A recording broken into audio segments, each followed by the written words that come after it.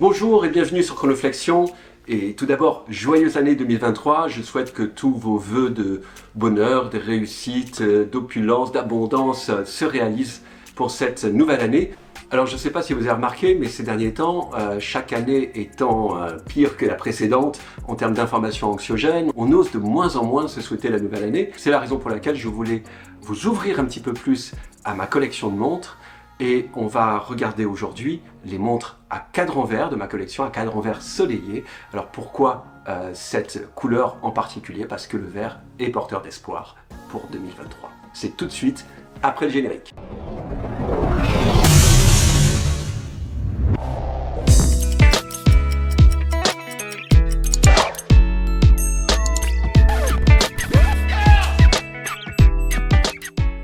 Avant de poursuivre, je vous présente la montre que je porte aujourd'hui à mon poignet, qui est la Squall Honda Azzurro 1521 Atmos 50, une superbe montre avec des petites vaguelettes sur le cadran. C'est l'une des plus belles montres à cadran bleu de ma collection. Et donc maintenant, sans plus attendre, on va commencer à sortir une par une ces 7 montres que je possède à cadran vert soleillé. Et on va commencer avec la première que j'ai acquise, à savoir l'Alpiniste. Vous savez que l'Alpiniste est une montre qui a été mise sur le marché par Seiko avec l'Alpiniste Laurel et elle ne ressemblait que très peu à celle-ci. Ce modèle-ci avec l'aiguille des heures cathédrale et la lunette intérieure que l'on peut actionner à partir de la couronne située à 4 heures, eh bien ce modèle-ci présenté comme ceci date de 2006. Vous avez sorti plusieurs coloris et c'est le coloris vert qui a remporté le plus de succès. Celle-ci, je l'ai acquise en 2019, quasiment à la fin de la production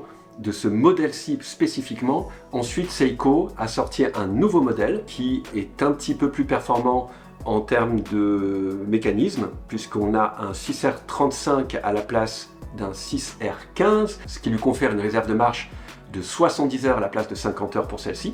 Mais il y a quelques petits détails qui ont beaucoup gêné les Seiko fans, à savoir notamment l'apparition du X de Prospex sur le cadran, qui faisait un petit peu tâche pour certains, et l'apparition du Cyclope également. Autre détail pour la nouvelle version, elle fait 39,5 mm de diamètre à la place de 38 mm de diamètre pour celle-ci, et le fond de boîte est transparent. Alors celle-ci, c'est la Sharp 017 et elle a été remplacée par la SPB 121 en 2020. Donc ce modèle-ci, vous n'en trouverez plus beaucoup. Joao de la chaîne Montrez-moi en a une similaire. C'est un modèle qui est de plus en plus recherché.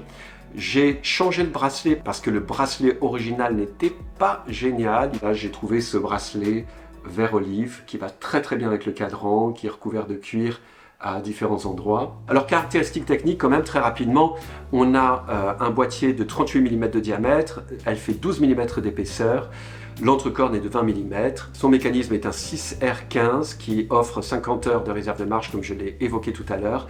Elle est étanche à 20 ATM, ce qui est quand même assez exceptionnel pour une montre qui n'est pas une montre de plongée. Elle pèse 79 grammes, donc relativement légère avec un bracelet souple, et elle est équipée d'un verre saphir. Alors au niveau esthétique, cette montre elle est tout à fait remarquable. Déjà cette fameuse aiguille des heures cathédrale, les aiguilles sont très travaillées, très stylisées, on a un petit côté art nouveau, on a les chiffres des heures qui sont en relief ainsi que les marqueurs, le logo Seiko en relief également appliqué, on a cette couleur vert olive qui est vraiment très jolie. Ça tire un petit peu vers le jade. On a une très belle luminescence, hein. C'est le fameux Lumi-Bright de Seiko qui est appliqué aussi généreusement que possible sur l'espace qui est réservé ici. L'esthétique du boîtier est tout à fait remarquable. Les cornes sont brossées sur le dessus, tout le reste est poly-miroir. C'est d'une fluidité exemplaire. Les flancs latéraux sont bombés comme sur bien d'autres Seiko. Un travail tout à fait remarquable, un travail de Seiko.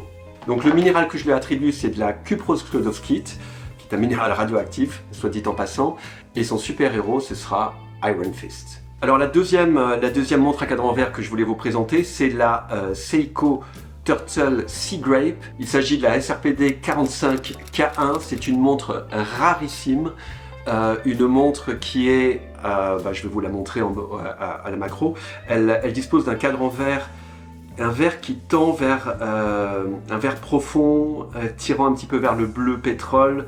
C'est un vert Dioptase, je dirais. Donc ce sera le minéral qui lui sera attribué, et son super-héros ce sera Green Lantern. Donc cette montre elle est rarissime, elle est exceptionnelle, et elle m'a tapé dans l'œil quand je l'ai vue, il me la fallait absolument. Elle est tirée à 1800 exemplaires, et celle-ci porte le numéro 1162. Il s'agit d'une Turtle, donc boîtier typique de chez Seiko. Là, elle est recouverte de l'équivalent du PVD de chez Seiko, PVD noir, mat sur le dessus, brillant au-dessous du boîtier. Toujours un travail très fluide chez Seiko. C'est une montre qui était commercialisée à 700 € lors de sa sortie. Aujourd'hui, on la retrouve entre 1000 et 2000 € sur Conlo 24, dans un bon état. Elle a été surnommée la Sea Grape Turtle. Sea Grape, donc c'est du raisin de mer. Dans son nom latin, c'est du Caulerpa lentillifera. C'est une algue qu'on retrouve autour de l'île d'Okinawa au Japon. Alors qualitativement, cette montre n'est peut-être pas au niveau d'autres plongeuses de chez Seiko. Au niveau de la lunette, par exemple, je trouve que ça fait un petit peu cheap, c'est un petit peu léger quand on la tourne. Je ne suis pas extrêmement convaincu par la qualité de cette lunette, et c'est bien dommage parce que tout le reste est plutôt pas mal. Maintenant on va se retrouver avec un moteur relativement basique qui actionne cette montre. Il s'agit du 4R36 offrant une réserve de marche de 41 heures. Cette montre, comme toutes les plongeuses classiques de chez Seiko, est étanche à 20 ATM, donc à 200 mètres. Il s'agit d'une Prospex. On a des marqueurs qui sont cerclés d'acier poli, semblerait-il, et elles sont couvertes de Lumi-Bright. Alors la qualité du Lumi-Bright ici, où sa quantité pêche un petit peu, elle n'est pas aussi éclairante la nuit que d'autres Seiko que je vais vous présenter. Voilà le petit logo sur le fond du boîtier avec la fameuse vague d'Okinawa. Bon, c'est quand même une magnifique montre avec l'aiguille des minutes en jaune, dans ce jaune légèrement orangé, ainsi que les marqueurs sur la lunette qui sont de cette même couleur pour un tiers de la lunette. Je lui ai changé son bracelet, elle était vendue avec un bracelet en silicone vert militaire. C'était assez joli, mais je lui ai préféré ce bracelet en cuir qui lui donne un aspect un petit peu plus classe. Ses mensurations, elle fait 45 mm de diamètre, 47,7 mm de corne à corne, 22 mm pour l'entrecorne. Elle fait 13,4 mm d'épaisseur. Elle se porte très très bien au poignet, hein, comme toutes les Seiko, très confort, un design absolument fantastique pour le port au poignet. Alors pour la petite histoire, cette montre était proposée en vente uniquement en Asie, en Malaisie, au Brunei, à Hong Kong, à Macao et à Singapour. Bon ben voilà, on a au moins un exemplaire en Europe et c'est le mien. Il y a peut-être d'autres possesseurs de cette montre. D'ailleurs, si vous possédez une montre similaire, je serais très curieux de le savoir. N'hésitez pas à me le dire dans les commentaires. On pourra échanger un petit peu sur cette Ninja Turtle. Elles sont aussi surnommées Ninja Turtle. Il y a d'autres couleurs qui sont apparues, voilà. Toujours en édition limitée. On en profite pour parler un petit peu du boîtier, non? C'est un boîtier qui est sorti en 1976, le boîtier Turtle, qui est caractérisé par cette forme très particulière, et en forme de tortue de mer en fait, et par cette couronne située à 4 heures, ce qui la protège des chocs latéraux, et elle est un petit peu engoncée dans le boîtier, ce qui permet une meilleure protection. Les premières Seiko Turtle, c'était la 6306 et la 6309 qui ont été produites jusqu'en 1988. Une autre surprise, c'est la fameuse Green Sumo de chez Seiko, la première Green Sumo. Ils en ont fait deux versions. Celle-ci, elle date de 2015, 2016, 2017, 2018, je ne sais pas trop quand est-ce qu'elle a été produite, mais c'est entre ces dates-là. Il y a une nouvelle version qui est sortie de celle-ci et qui date de 2019. Alors j'ai décidé unilatéralement de consacrer une vidéo à cette toquante parce que je la trouve vraiment particulièrement réussie. Je vais quand même vous révéler ses caractéristiques essentielles. Alors son diamètre est de 45 mm, de corne à corne elle fait 51 mm, son épaisseur est de 13 mm, un entrecorne de 20 mm, elle pèse 181 grammes avec le bracelet, elle est étanche à 20 ATM. Voilà, il y a beaucoup de choses à dire sur cette montre, déjà sur l'esthétique particulière du boîtier, sur le fait qu'il s'agisse d'une alternative à la Green Hulk de Rolex qui est sortie en 2010. Celle-ci est sortie aux alentours, comme je le disais tout à l'heure, de 2015. La Green Hulk de Rolex a été produite jusqu'en 2020. Aujourd'hui, vous la trouvez à des prix exorbitants, à plus de 20 000 €. Je l'avais achetée aux alentours de 450 €. Vous la trouvez aujourd'hui dans les 700 €, me semble-t-il, dans sa nouvelle version. Il s'agit d'une Green Sumo. Alors pourquoi elle s'appelle la Sumo, ça je vous l'expliquerai plus particulièrement dans la vidéo qui lui sera consacrée. Et son petit nom de code c'est la SZSC004. Et elle a été remplacée par la SBDC 081. Et on en reparlera bien évidemment. Superbe montre, je ne m'en séparerai jamais. Elle est vraiment formidable. Voilà, on en parlera une autre fois. Alors on passe à la Presage Emerald. Alors cette montre, quand je l'ai vue, j'ai complètement flashé dessus et vous comprendrez pourquoi. Cette couleur verte, elle est également exceptionnelle. Je ne sais pas comment Seiko arrive à faire de telles couleurs pour ses cadrans, mais c'est toujours exceptionnel. Il s'agit de la SARX 071. C'est une montre qui reproduit le look quasiment à l'identique, l'esthétique du chronographe qui avait été produit pour les Jeux Olympiques de 1964 par Seiko. Seiko avait été mandaté pour faire les chronographes officiels des Jeux Olympiques. Celle-ci n'est pas un chronographe, mais on a un look qui est vraiment très vintage, très proche du look de ce chronographe qui était déjà très moderne à l'époque, avec une particularité qui est cette lunette rotative bidirectionnelle à friction. Alors c'est une lunette en métal qui est revêtue d'une forme de PVD noir. Là on a des index en 3 dimensions. Alors outre ce cadran vert émeraude qui est absolument fabuleux, on a également des aiguilles sur lesquelles la lumière va venir réfléchir. On a le guichet date aussi qui est cerclé d'acier poli. Et tous ces index également sur lesquels vient se réfléchir la lumière. Et également ce cadran, alors sur lequel on retrouve un chemin de fer très précis pour les minutes et les secondes. On a le logo Seiko appliqué. Et on a cette sorte de cercle à l'intérieur qui va filer à travers tous les index et qui semble être comme sillonné, en tout cas, sur lequel le sunburst apparaît différemment du centre du cadran et du pourtour du cadran. Et ça, c'est un effet esthétique très caractéristique de cette montre. Je la trouve également formidable, évidemment, et c'est pour ça qu'elle est dans ma collection. Voilà, le boîtier qui est brossé sur le dessus, qui est polymiroir tout autour, avec un look un petit peu agressif, assez particulier, hein, ce boîtier dans lequel on voit qu'est enchâssée la lunette. Simple, mais efficace. Le logo Seiko sur la couronne. Un bracelet assez sympa. Cette montre a été commercialisée à 750 €. Elle a ensuite baissé dans son prix. Alors je n'explique pas vraiment pourquoi. C'est une édition limitée. Elle est tirée à 1964 exemplaires, l'année des Jeux Olympiques de Tokyo. Et celle-ci, c'est la numéro 762. Alors malgré le fait qu'elle soit tirée à un nombre d'exemplaires limité, elle a baissé en prix. Apparemment, Seiko n'est pas parvenu à écouler tous ces exemplaires et je crois qu'on la trouve toujours aux alentours de 650 €. Allez faire un petit tour sur Chrono24. Encore une fois, c'est un site qui regorge de toquantes et de revendeurs certifiés. Alors celle-ci fait 41,3 mm de diamètre, 48,3 mm de corne à corne, 11,3 mm d'épaisseur. Donc relativement fine quand même, 20 mm pour l'entrecorne. Elle est équipée d'un 6R35 et d'un verre saphir. Le 6R35, je le rappelle, il offre une réserve de marche de 60 petites heures. Elle est étanche à 10 ATM, ce qui est pas mal pour une montre qui se portera plutôt en dress watch. Et elle pèse 152 grammes avec son bracelet en acier brossé et poli sur les côtés. Ah oui, je dois lui attribuer un super-héros et un minéral. Alors pour le minéral, ce sera l'émeraude, hein, pour ce vert émeraude du cadran. Encore une fois, je suis complètement bluffé par cette superbe esthétique. Et son super-héros, ce sera le Docteur Fatalis, vous savez, qui a une longue cape verte et qui porte également une sorte d'armure métallique.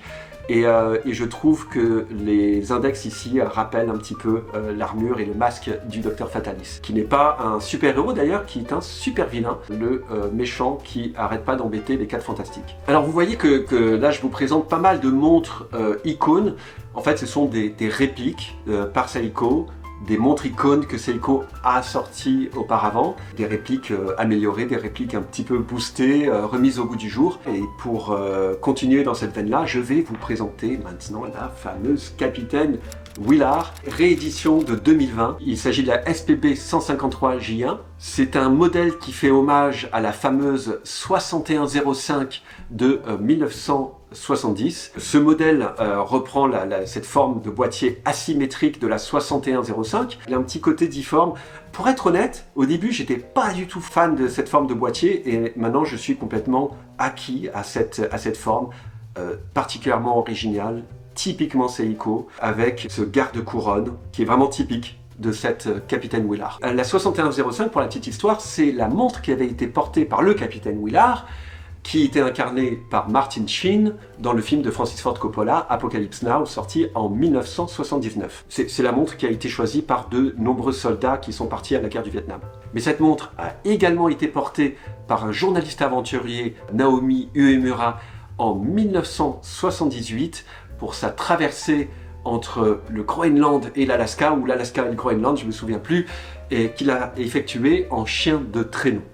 Donc c'est une montre qui a toute une histoire, et celle-ci est une réplique en verre olive, avec un verre saphir qui est légèrement bombé, surmonté, biseauté, rien que sur le verre il y a déjà tout un travail, avec cette lunette qui fait ce petit cliquetis typique des Seiko, des lunettes de chez Seiko, très souple à la fois, soft, un crantage de très belle qualité.